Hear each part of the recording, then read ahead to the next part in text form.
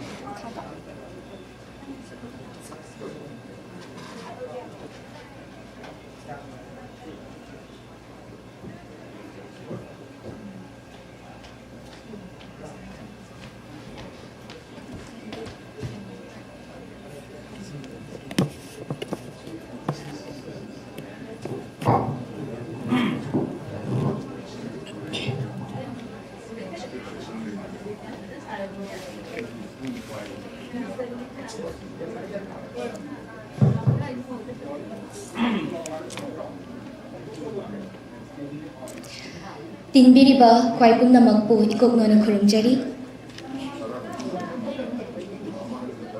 Ngasi ay faraba korong numit ingen gi nongmo panba yumsa kaisa July gi tang tara manga English singani kuntaruk. Yai faraba korong numit asida Jaydeep Memorial Foundation amadi Ipak Films Production Manipur anina senjalang jaduna Cumac City Center Kabwa sida pangthuk chariba short film amadi music video releasing ceremony asida tinbiriba khwai pumnamakpu ikoknona mukka hana khurumjari. Ikai kumnajaraba esteemed dignitaries, chief guests, guests of honor, president, special invitees, artists sing amadi pukning thagwatpiba khwai pumnamakna mafam asida suna tinbirabaga loinana. Ikai kumnajaraba esteemed dignitaries singbu phambaki leiteng oina nganthoibiranaba nolukna hagachage. Chief guest ki famfam langda nganthoi biranaba ikai khumna bucha bagaloinana nolukna hangachari Sir Ketrimayun Kishore Kumar, Vice Chairman, Film Forum Manipur. Chief guest ki famfam langda lengshin bigani. Thauram mapu ki famfam langda lengsin biranaba gidamakta ikai khumna bucha bagaloinana nolukna hangachari Dr. R. Kinayan Sana Devi, former Chairperson, Manipur State Social Welfare Board, Loina Loinana. Former Director, Agriculture Department, Government of Manipur, President Gi Pampam Langda, Nganthoi Biranaba, Nolukna, Ningsingjari. Loinana, Guests of Honor Gi Pampam Langda, Leiting Binabagidamagta, Ikai Kumna Butcha Bagaloinana, Nolukna Hagachari, Toidok Hendok Nikai Kumna Zaraboja, Kwairapam Biswamitra Singh, Eminent Filmmaker, Loinana, Manipur State Kala Academy Awardee, Ikai Kumna Jaraba, Esteemed Dignitary Singbu, Pambaki Leiting oina nganthoi biranaba nolukna ningsingjari.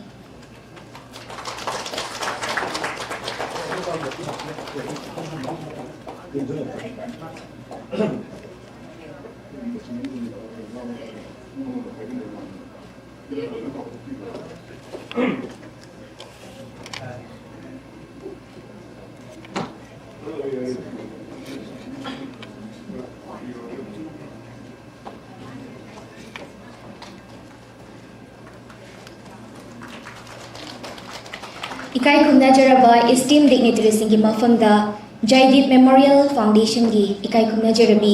Gurumayum Nandana lingyan khudol tambigani.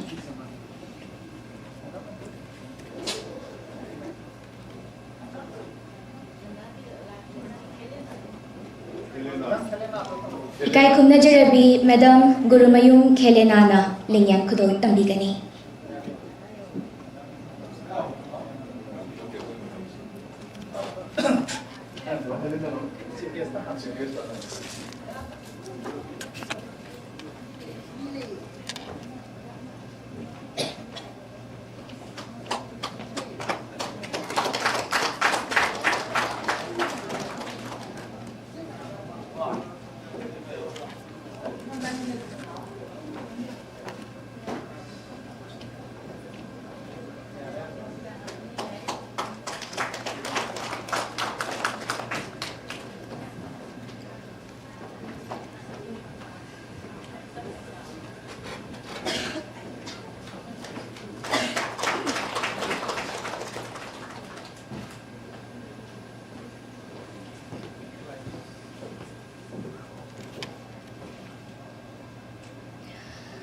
Ikai khumnajaraba Chief Guest ki Phapamlangda Nganthui Biriba Sir Khechumayum Kishore Kumar Vice Chairman to Film Forum Manipur loina loinana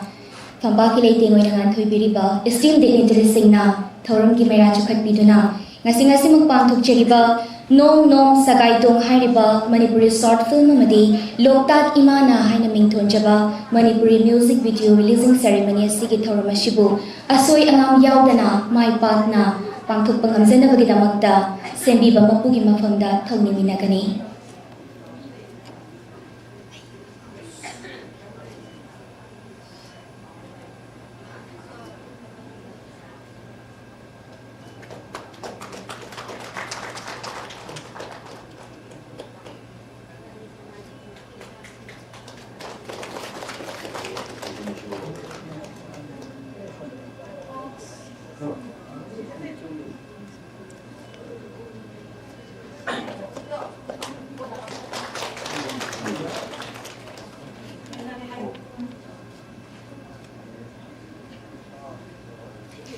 Loinana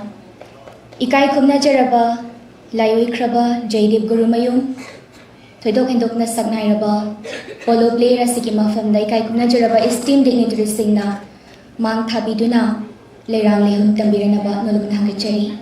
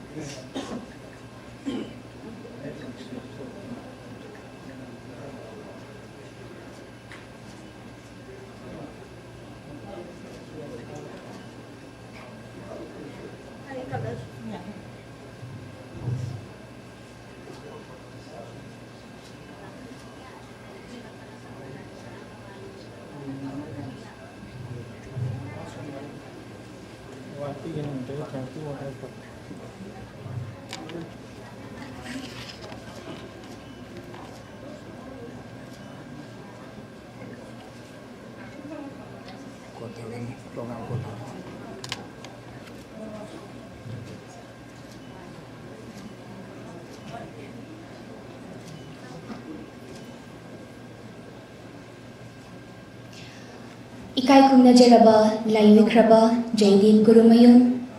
polo player mahaki mafamda leirang lehun tamjabaga loinana thauram makha chathajari. Pangthokjariba thoram asigi welcome address lanthuk piranabagidamagta ikai khumnabu chabaga loinana nolukna hangachari Dr. Yengkong Bhagya Chandra Advisor Ipak Films Production Manipur.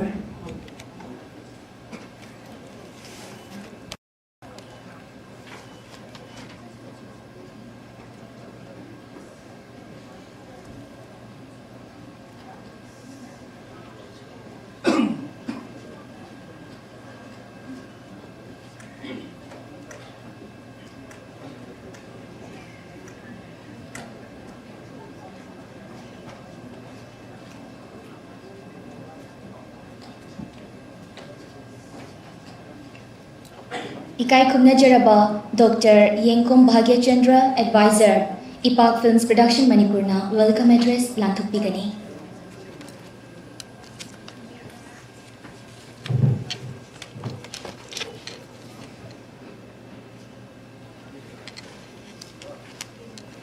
Ahanbada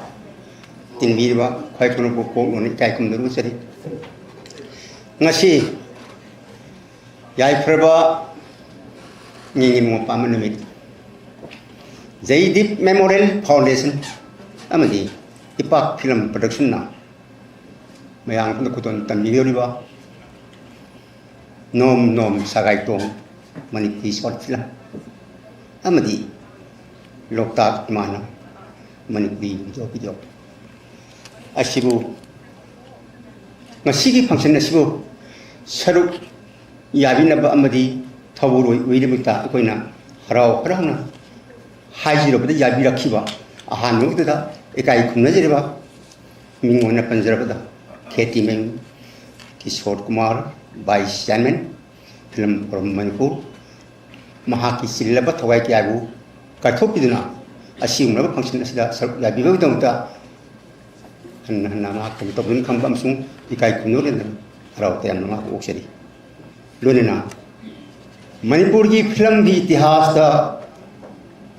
no na khunga wa habiya de ngasi yamna mayek lana sarkar gi thabuk kya torom labsu itiamin or bi tungda amal mamangda ho thabuk kya itihas singna ano ho itihas masing bi Minggu na panjaba imahang sibi ikon mingtonji mag arkinen sina devi mahang asingna ba function asida sar yana bi dumukta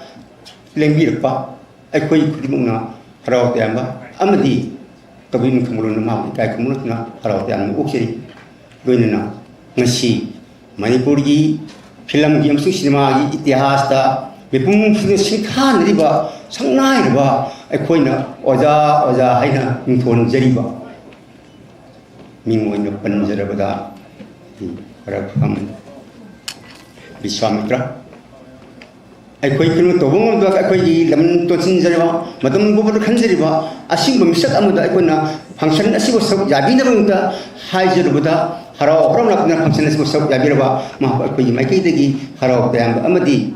Tobin Kumuna, Hotam, Okseri, Luna, why take it with the body? The large Pambaka ordains. Yaw Trivadi, Bakung Hadi, I couldn't Hajar Gomatanda, invite Tozamunda, Yang Shiban Siluna, Lake River, Amadi, Nasiki, Function Nasibu, Coveris, Tobigani Haina, La Piriba, I ordains Punukusu,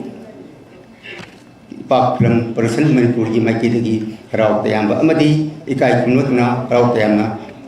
Okseri, Lunina, Function Nasibu Makhatana. Pangkupangam na biyungta isor kiyada nijabalona matam sana amadi soy nandana lusingi orsin habashi thongni jolona makhata badi program ko tono da ine anchor tamon chinda jage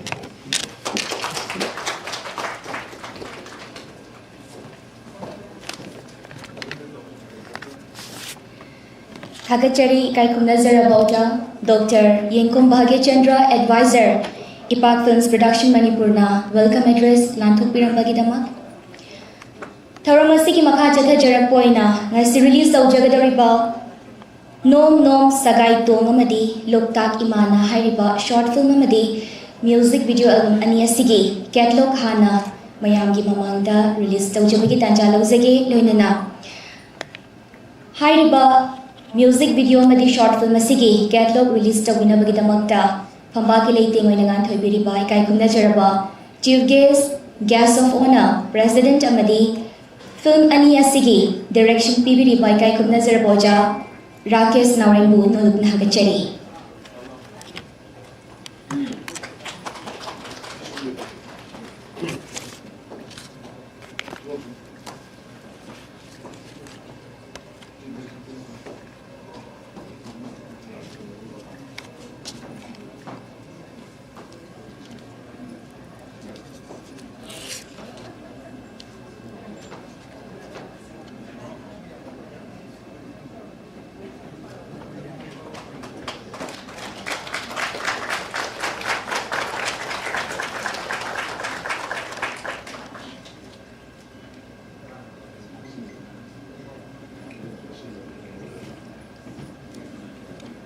Thagachari ikai khumnajaraba dignitaries samadi film asigi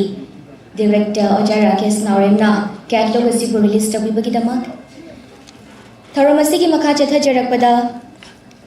Nom Nom Sagai Dong hairiba short film asigi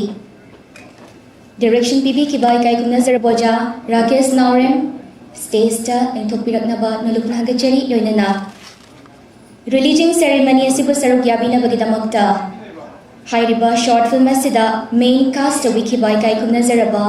sakna hiraba actor Surjit Saikong stage thakta lengkhat piraknaba nolukna gachari loinana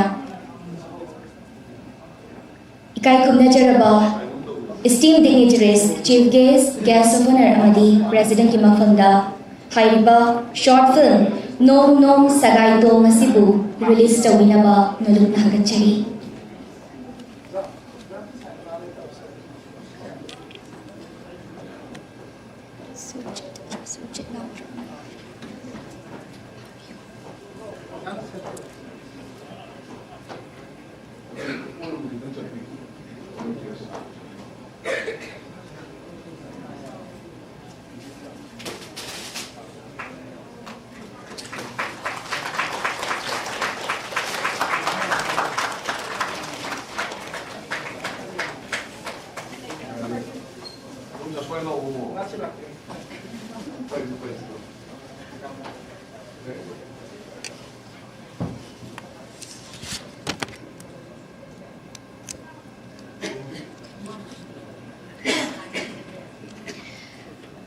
Ikai kumnajaraba esteemed dignitaries singaloinana Loktak Imana hairiba music video album asigi Ikai kumnajaraba director Oja Rakesh Naurem loinana main cast amadi singer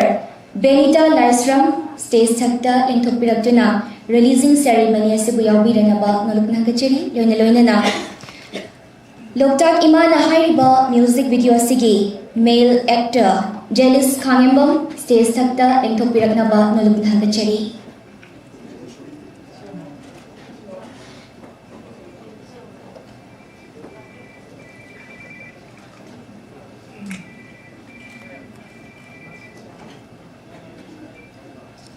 Kai kumnajaraba male actor Jealous Khangembam stage thakta engthokpiraknaba nolukna gachari loinana ikai kumnajaraba Chief Guest of Honor, President Amadi Film Asibu Direction Pibiriba, Oja Rakesh Nauremna, Loktak Imana hairiba music video asibu release tobikani.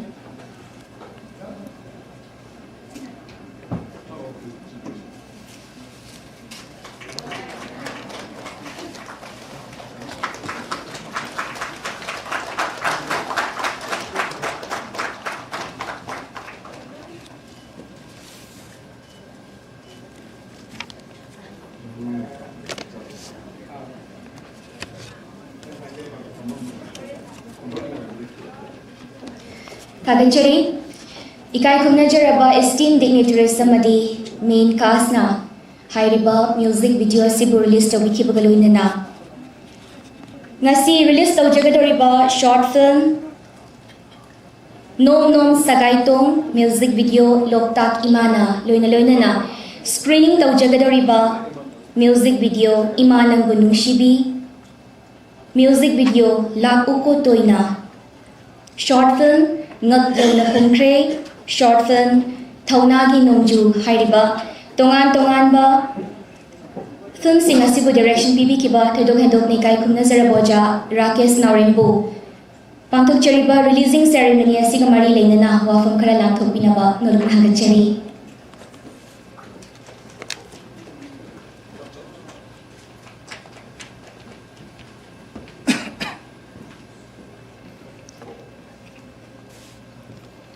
Ahambamaktada ZD Memorial Foundation Imphal amadi Ipak Films Production Manipur na sinjariba grand releasing ceremony of Nom Nom Sagai Dong Manipuri short film amadi Loktak Imana hainaming thonba Manipuri music video thoramasigi athoiba mithunglen gi phomphom lang daleng sinbiriba thoidondani kai khumna jariba Plum Forum Manipur gi Vice Chairman to Mengwana Kacharabada Sagnaraba Filmmaker Aja Ketamim Kishore Kumar Ahanbada Ikai Panaba Mulupadu Cheri Matanga Horumapugi Pambam Langdaling Sinbiribi former Chairperson Manipur State Social Welfare Board and former Director Agriculture Department Government Manipur Loinena Ngasi release Tauja Kriva Nom Sagai Tong Loktak Imana Amadi Akhanana screen Taujagaduriba Tongan music video Ani Aduga short film Ani Punama Asigi producer lyricist Amadi story writer Biribi Kaknajaribi Masi Arkin Sinabu Ikai Kanaba Nolpuduche Matanda Ipa Films Production Manipur gi Chief Advisor in Suleidiba Manipur State Kala Academy Awardee Masigi Torama Sigina Akhanaba Mithungi Pumum Langdaling Sinbiriba Ikai Kanajariboza Kwairapum Vishwamitra Vishu Nolopa Ikai Kanabuduche Mangdaling Sinbiriba Ipa Film Production Manipur gi team members artists crew members advisors Loinana Sagnai London Sigi Tongan field Manipur gi Lengaki Mokok Tongba official Kiamsu Mangdaling Sinbiri ZD Memorial Foundation gi Maroiba Thoburoishin Sir Tapal Leng Sinbiri Madam Kelena Leng Sinbiri Madam Nanda Leng Sinbiri Loinana Manipur gi Sagnai filmmaker international filmmaker Ojaromi Maitei Mangdaling Sinbiri Inong Apunba Manipur Matamisi Kangluki President Wena Marang Mahan Charles Logi Raba Ikai Kanazerbaza Nabar Volcano Mangdaling Sinbiri Katagi Vice President Zaranjit Leng Sinbiri Tongan art ki field the Libiri Kayama Mangdaling Sinbiri Panamak Aina Pambak Taksidagi Amuntang Mingwena Palutragasu Mangdaling Sinbiri Panamak Pambak Taksidagi Awang Matata Ikai Kanaba Mampadu Chile Yamna Numajaribadi Nasi Sigumba Nom Sagai Tong Hariba Filamasi Aikwana artist Amakatang Nekwana Film Seda Tonga Naipagi Ipa Film Production na Akwana Yahunjabasi Lemoriba artist Kunhena Saruyaba short film Seda Yai School of Artists Ki Yamna Kwagi Phase 1 gi Haibatare Kwagi pass out to Utraba Kwagi diploma gi Season 1 Haitar Madudeda pass out to Rabadugumba artist Aduga Hujuzik Kwagi diploma gi course Yauriba artist Sigi Marak Steda Kwena Langdaima Shemakanta Shamja Batugumba Nom Sagai Tong Haiba short film set Sumnagi minute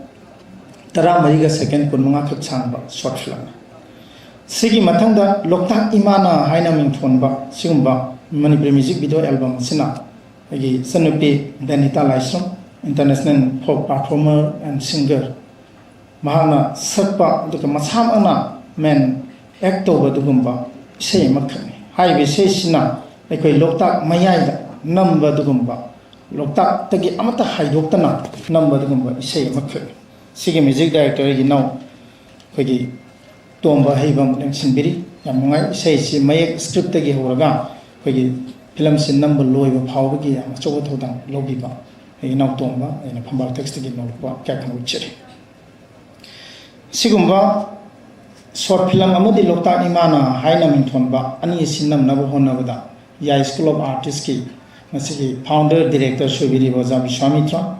yamna choba cooperation pb khiba artist cooperation aina artist yame ani steida aduga koina oren screen tawjagaduriba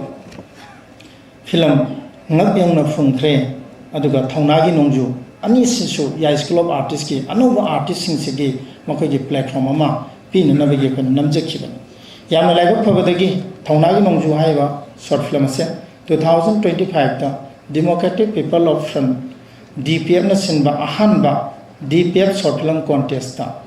cash prize ta 1 lakh loina badugumba short film competition da best short film gi adugumba Mingtolasi award si phangbaga loinana best director ai sama aduga best editor oja Mohendra Kams anida overall haliba contest da kai section namage kana award se kana phangba ngamjakhi bane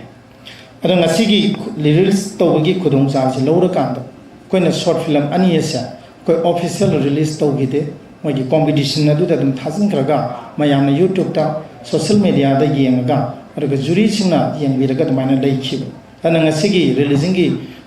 function की खुदों चाव लौर कांदा हाइबा short film अनी सेसु मयाम दे screen तौबा अदुगा अखोगी artist सिंग मस्त वाबी खिबा जाय school artist सिंग सासिंग now सिंग मयाम से मखोई दसु when ngamjau खुदोल मसा मतंग तमगा वामिनि गिबा दुगिदमता कोइना मदगी पा film production Z memorial foundation अनी माइकेदेगी सुमाना थमजरगा ngasi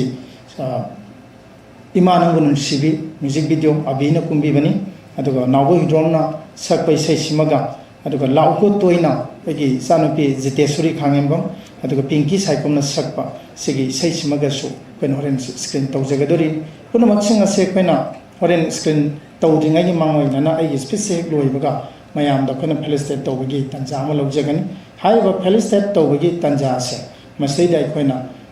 आर्टिस्ट सिंग अमम तोइना कोखपगी खुदों चावसे फंगदबा याय मसैदा आर्टिस्ट सिंगना नापिगनी कोइना मरुइबा आर्टिस्ट अमनी कोइना अमम तंग कोइना स्क्रीन कोइना फेलिसिटेट तौजर मतुंगदा मयाम पुन्ना कोइ कोखलगा कोइगी फेलिसिटेट तौबी तंजा दम लौजगे हाइरिबा स्क्रीन तौगदबा शॉर्ट फिल्म म्यूजिक वीडियो तरुक सिगी रिपोर्ट सिना स्माइना तेंतंगना थमजरकांदा कोइ जेड मेमोरियल फाउंडेशन गा इपाक फिल्म प्रोडक्शन गा समनरपा स्टेडियम 10 मा मिनट अमनि दंग थमजगे जेड मेमोरियल फाउंडेशन मिंगफोल पिजरिबा फाउंडेशन जी ममिंग ओइबा जेड गुरुमयु मयामना गोबी तामोसी मणिपुर की हौकी हाइदना वर्ल्ड रिकॉर्ड चलिबा पोलो हाइबा मसाना सिगी यामना अफबा सानरोय मखने पोलो प्लेयर नि मसामा पोलो साना पोलो ग्राउंड पोलो की सानाफम ग्राउंड मद खंगौदना मसा ngamlaktabadagi laikannaba ngamdana laikhitaba dugumba yamna thangaba lamdam sigi polo player मखने हाइबा तामोसिगी मिंगदा एगी मासी आर्केनेंसना मसासिंग मसुसिंग ममौसिंग मयाम तानरकांद सुंबा फाउंडेशन अमा लिंखलगा फाउंडेशन सिना तोंगा तोंगा लारी फोंबा अदुगा इसै फोंबा अतै तै तोंगा त मयाम लेता लाइरा मयामगी मतेंग पांगबा ऑर्फान सिंगी खुदोंग चाद्रबा खुदोंग थिबन नंगबा खुदक एक्सीडेंट मायनर मयाम सैदा अंगम मतेंग पांगगा लाकपा फाउंडेशन सिना इपा फिल्म प्रोडक्शन गा इहाना न थेंनखिबसी इमा नंगबु नुसिबि हाइबा ऑडियो म्यूजिक ऑडियो इसैसी अहनब थेंनबनी हाइरिबि इसैसी अखोना म्यूजिक वीडियो अमो ओइना नमकपा मिकुप्ता मसिगी रिलीजिंग की मतम अमा खनरकपा मतमदा हाइरिबि इमा नंगबु नुसिबि हाबिसि इसै नंगिनि हाबिसु खलुदे खो इसैसी मासिना ताव हाइदना इंगोंदा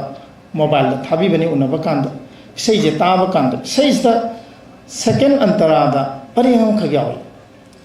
इमा मणिपुर से तोंगा तोंगा फ्रुट मयाम खुंदाब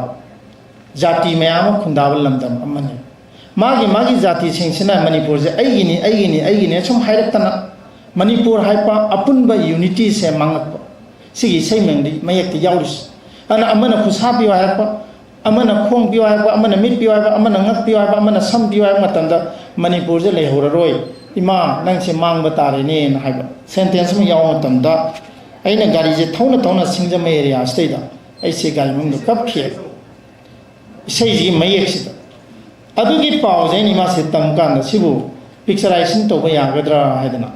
आई शॉर्ट फिल्म यूज मीना रोशनी इंटरनेशनल फिल्म फेस्टिवल दा बेस्ट शॉर्ट फिल्म की अवार्ड फंगप नुमित अमगी न्यूज़पेपर दा याव नुमित अमख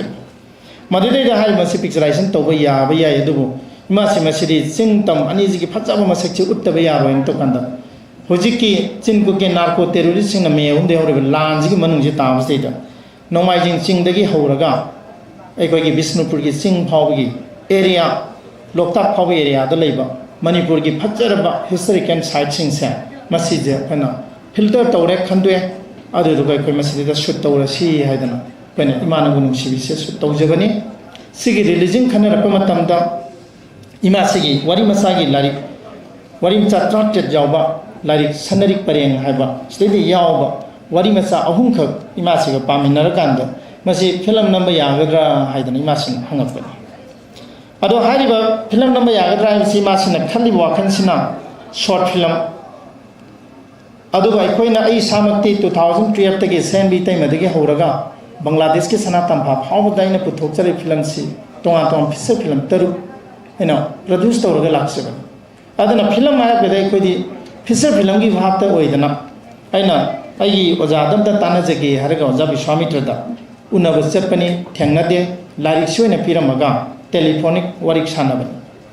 ꯑꯗꯨꯕꯨ ꯑꯣꯖꯥꯅ ꯇꯥꯛꯄꯤꯔꯦ ꯃꯁꯦ ꯐꯤꯂꯝ ꯑꯣꯟꯕ ꯌꯥꯅꯤ ꯋꯥꯔꯤ ꯃꯆꯥꯈꯛ ꯌꯥꯎꯔꯤ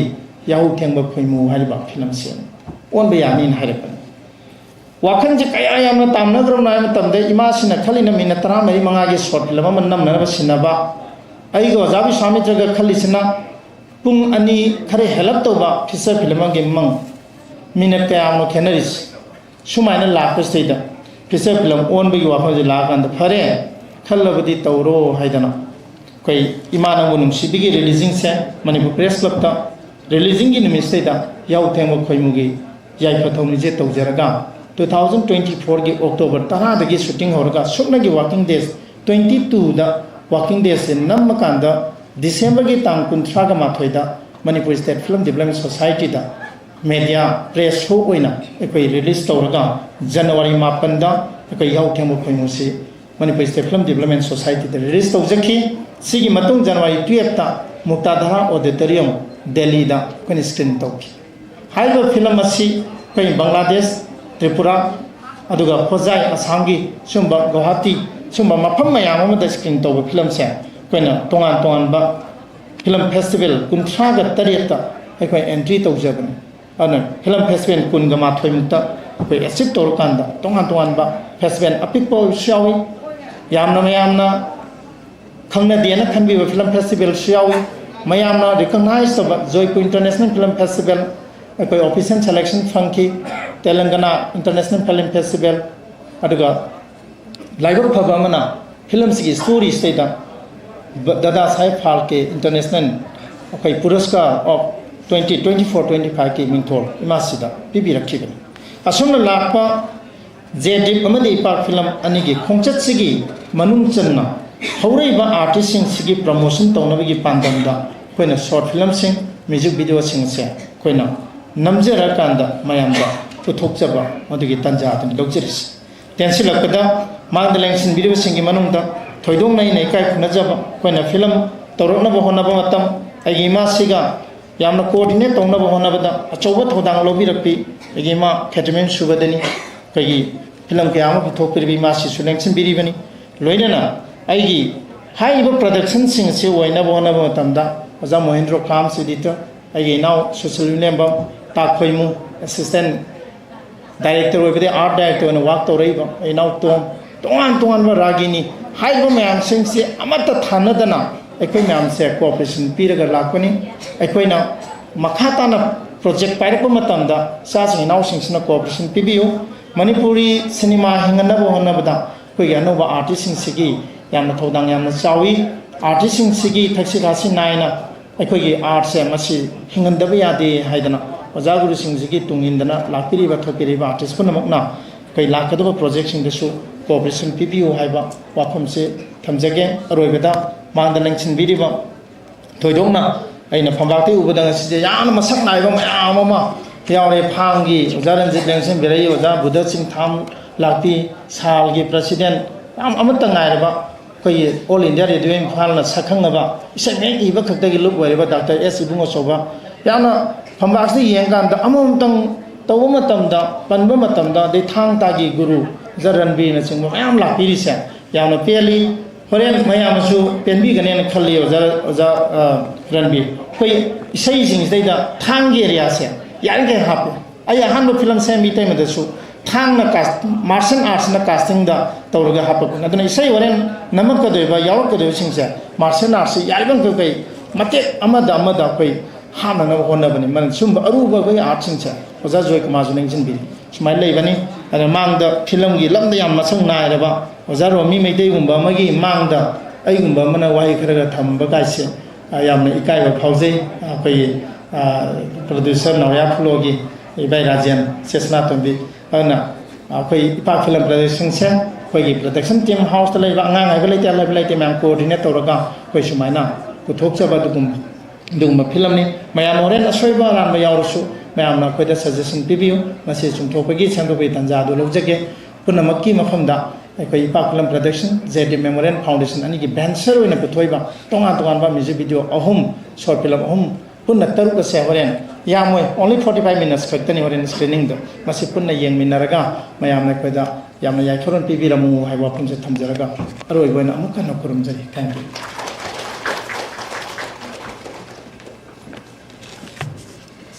थागचरी कायकुम नजरब ओजा राकेश नावरम डायरेक्टर हाइरिबा लोकताक इमाना म्यूजिक वीडियो नोम नोम सगाइतों शॉर्ट फिल्म अमदी पुनः स्क्रीन तौजगदरिबा म्यूजिक वीडियो अमदी शॉर्ट फिल्म तरुक असिमकी डायरेक्शन पीबी खिबोजाना तोंगान तोंगानबा वाफम सिंह थंबिरमगीदमक्ता हनहन थागचरी थौरमसी की मखा चथजरमपोइना हाइरिबा music video short film Singh असिदा सकम लांबिखिबा चेन चोंबदा चौब थौगाई लौबिरिबी कास्ट एंड क्रू सिंबु फेलिसिटेट तौजबदगी तांजादु लौजगे लोइनना इकाई कुमनजरबा esteem dignitary सिंगना cast and crew सिंह असिबु अममम तोइना फेलिसिटेट तौबिनबगीदमक्तसु नलुकना कचरी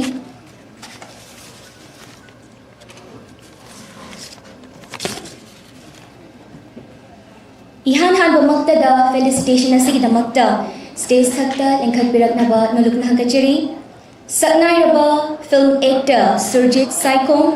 लीड एक्टर नोम नोम सगाइतोम स्टेज थक्ता लेंखटबिरकनबा नलुकना हकचरी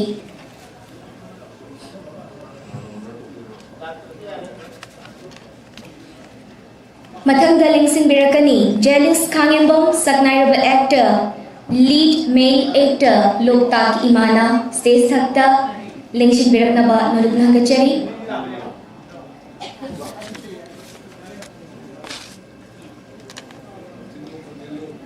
मथंगदा लेंशिन बिरकनबा नलुकना हकचरी सकनाइरबी actor singer Benita Laishram lead female actor लोनिना सिंगर लोकताक इमाना लोनिना इकाई कुमनजरबी एक्टर सिंगर असिबु फेलिसिटेट तौबिनबगीदमक्ता थौरमसिगी प्रेसिडेंट की फमफम लांगदा nganthoi लोइनना तोंगान तोंगानबा म्यूजिक वीडियो मदी शॉर्ट फिल्म सिंग असिगी प्रोड्यूसर बिरिबी इमासी डॉक्टर आर के नयनसना देवी बु नलुकना हकचरी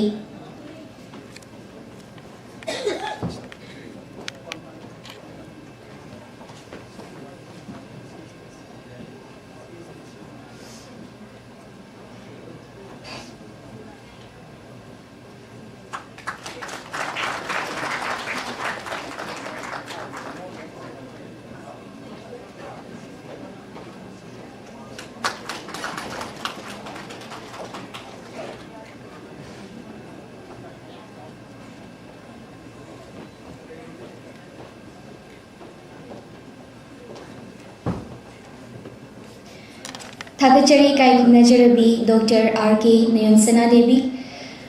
मथंगदा अममम तोइना पुखचद्रबसु लोकताक इमाना हाइरिबा म्यूजिक वीडियो असेदा सक्तम लांबिखिबा पुमनमक मयाई तांगलदा नेशिन बिरकनबा नलुकना हकचरी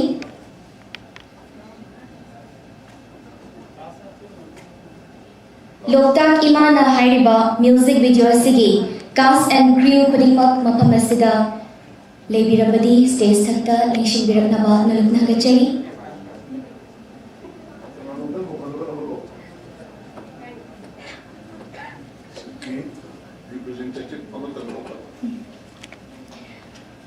लोकताक इमाना हाइरिबा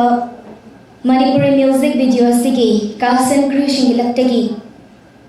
रिप्रेजेंट तौबिरगा अमनिदंग ओइरबसु स्टेज थक्ता लेंशिन बिरकनबा खोंगले खसिक तुबिनबा नलुकना हकचरी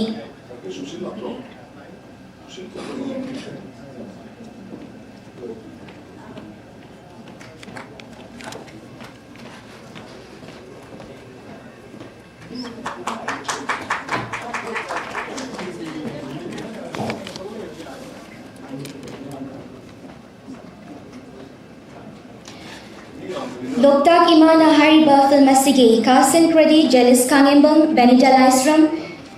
Music Director Tomba Ahibam, Singer Benita Laisram, Assistant Camerada James Bukrambam, Cinematographer Susil Yumlembam, Editing Santa Kam, Subtitle Rambha Mairebam,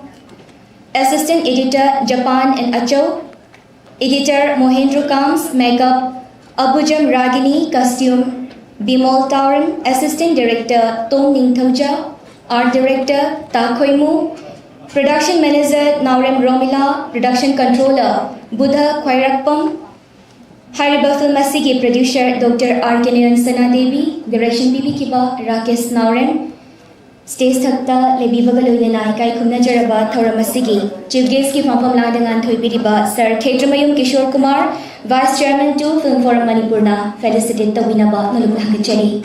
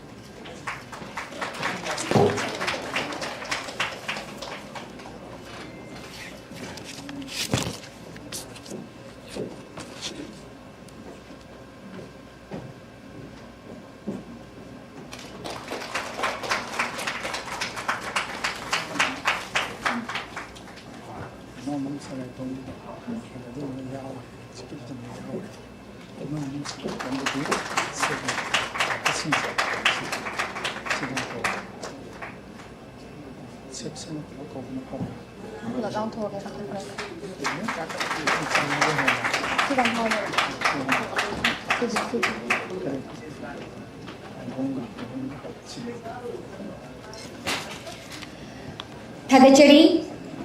Makhata Jarabada Nom Nom Sagai Tong Hairiba Short Film Asigi Cast and Credit Mingoina Panjarabada Surjit Saikom Nom Dremba Athoba Prabhat Chandra Franco Suras Bikado Goldpriya Dhana Manjuri Amadi Prema Stage Thakta Lengshin Biraknaba Naluknakachari Loinana Film Asigi Cinematographer Kai Kumna Zaraboja Boom Konjingbam Stage Thakta Lengshin Biraknaba Naluknakachari Film Asigi Editor Ikai Kumna Zaraboja Mohindro Kams Stage Thakta Lengshin Biraknaba Naluknakachari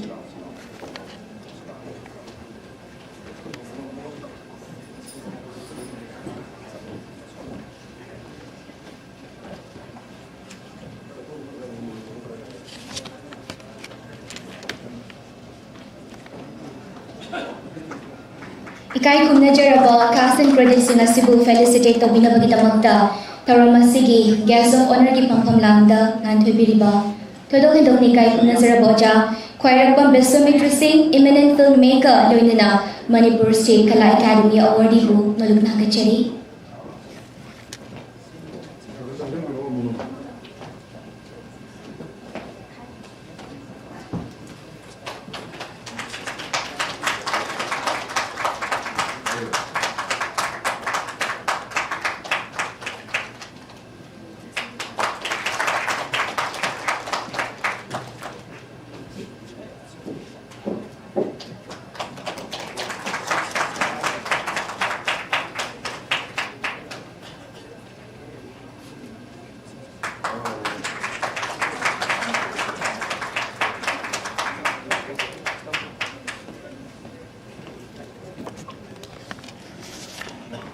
Stage Thakta Lengkap Biraknaba Naluknakachari Nom Nom Sagai Tong Hairiba Short Film Asigi Subtitle Rambha Mairembam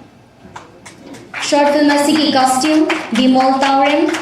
Production Manager Naurem Romila Art Director Takhoimu Production Controller KC Gita Stage Thakta Lengshin Biraknaba Naluknakachari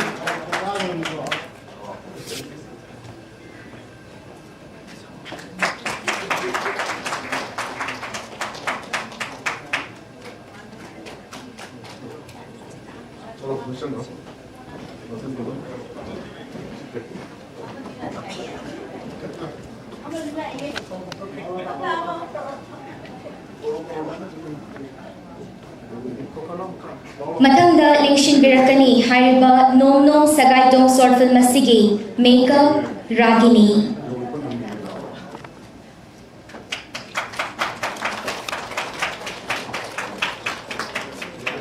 Ja.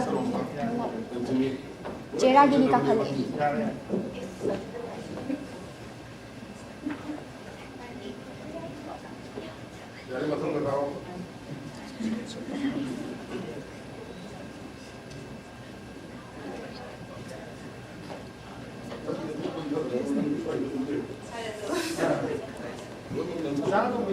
Ikai Kumnajaraba Guest of Honor Oja Khairapam Biswamitra Singh, Eminent Filmmaker amadi Manipur State Kala Academy Awardee na felicitate tawibani.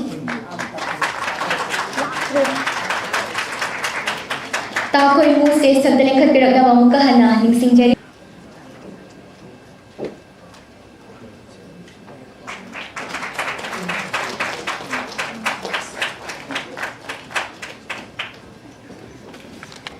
Thagachari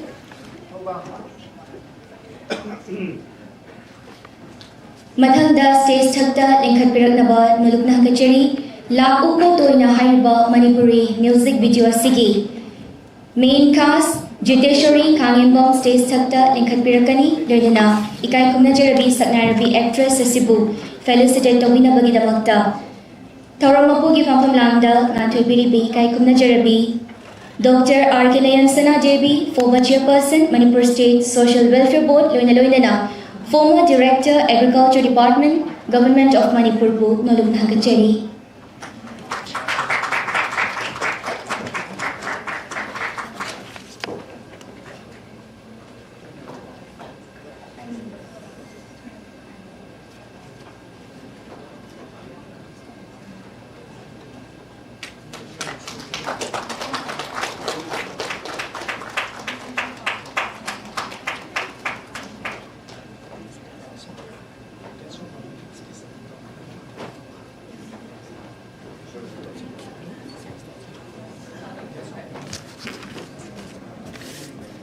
Thagachari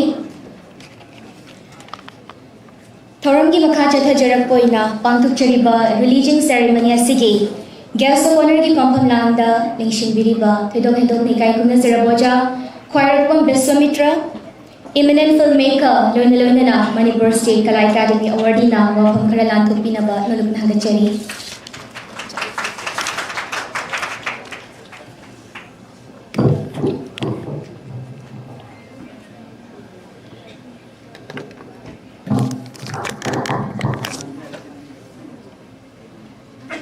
ऐतिहासिक ओयोरगदबा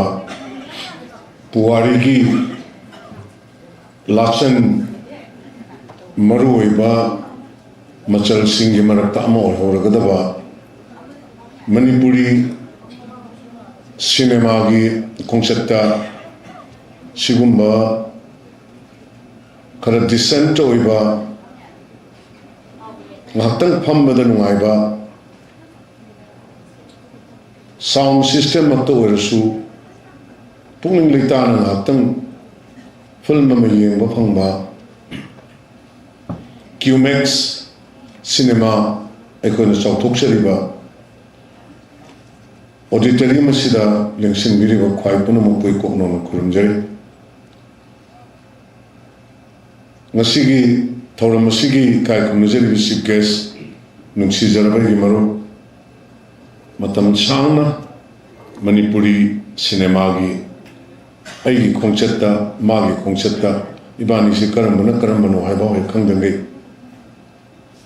yawn minaratuna establishment punna tomina jarappa sanaraba filmmaker hojing film forum Manipur gi vice chairman Khatrumiyum Kishore Kumar, Thorongi chief guest, Kai Kumnajari, Nolakpo Uchari, Loina Thorongo preside to Biribi, Ainindom China Nungshina Kaujaba, Dr. R.K. Layansana Devi, Ikai Kumnabo Uchari, Nolukna Kurumjari. Mangbaling Sinbiriba, distinguished invitees, artists from different communities, aduga filmmakers, theatre personality, critic forum Manipur gi representatives sing ujai, aduga print and electronic media gi marumapang khwai khibik ikok non khurumjai ngasi si Jaydeep Memorial Foundation ga Ipak Films Production Manipur ga ani gi joint venture macha khara duration de yenga macha oiba duga production sigi value yenga na napchai ji karino oirga onga bano khangda bagi changda yamna valuable oiba production taruk ki upon the screening ama tawgadaba adugi manungda latest venture ani nom sagaitong short film ama aduga Loktak Imana music video ani sigi grand premiere su oiriba sigumba thoram sida kaisi khangjadraga ibu sinbilang biriba singna nungsibiduna guest of honor gi pampam langda ngakhtang ai thoram sida saruk yaba thongan biriba si singbung amnaroidaba laman ton sinjare ai thoidongna sang matam lojaroi kwaigi aduga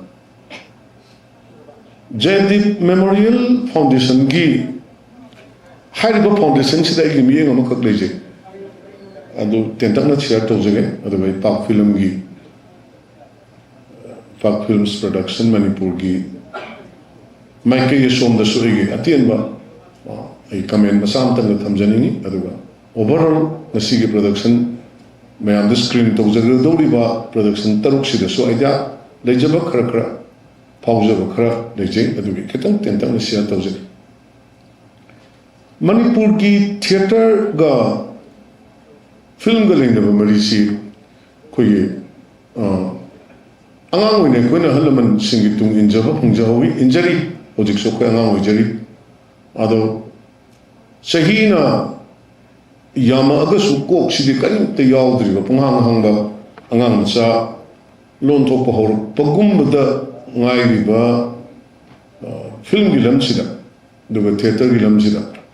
adu misak kama oina thamjari bani is soyam yawni mem nga pi Manipuri theater ga film ga lena ba marisi hojik sunir masi lapthok na bi ya dana le bani na idi loje aduga even akoi background of Manipuri cinema the platform the very origin of Manipuri cinema si Manipuri theater ne na dum le jaban Jaydeep Memorial Foundation gi journey sida khogi mang the display tawjariba mayam na si honor tawjariba nungsi jariba layo khrabina ho Jaydeep Bobby Gurumayum si Mania ping ni u bane ko koina imung sida yawon aduna isagi tin eza Dr. Nayansana Layoy Krabaina Kaka Ujaba Gurumayum Joy Kumar Sharma eminent actor early Akashbani Imphal gi ngalini matam gi approved announcer news reader Gurumayum Joy Kumar Sharma agi khuragi colleague ni lekai ni aina ka ka ko jabani adun imung sida tongan ba platform da theater gi boiro politically boiro yam active oi imung ni regional political movement ad regionalism da yam thaja jaba moina koisu adung yawon lakse imung ni matam da ko Jaydeep si masak pho ba ko ning tin ning singre yam na pi ba matam oi doini adugi matungda international level ki polo player mo erpa aduga magi ताइबम थादोखिबगी मओंगसिसु yam surprising ओय यामना नुंगाइगिद्रबा मओंग अमदा तौरगा सिगुम्बा foundation दुनो पोलोगी करिगे मयाम सुदुम तौरगा समझनरइसी अखोगी अई सही theatre and Manipuri film दुनी Koyna लाक्चनिस ngasi थौरम preside तौबिरिबि थौरम मपु ओइना लिंसिन बिरिबि इंदोम सास doctor R K. नयन सनासी agriculture department की director ओरमी social welfare board की so and so chairperson का ओबिरमी मयाम अमा अदु सुंग नतबा मायोन अमा लई होजे आई भी ओबिरि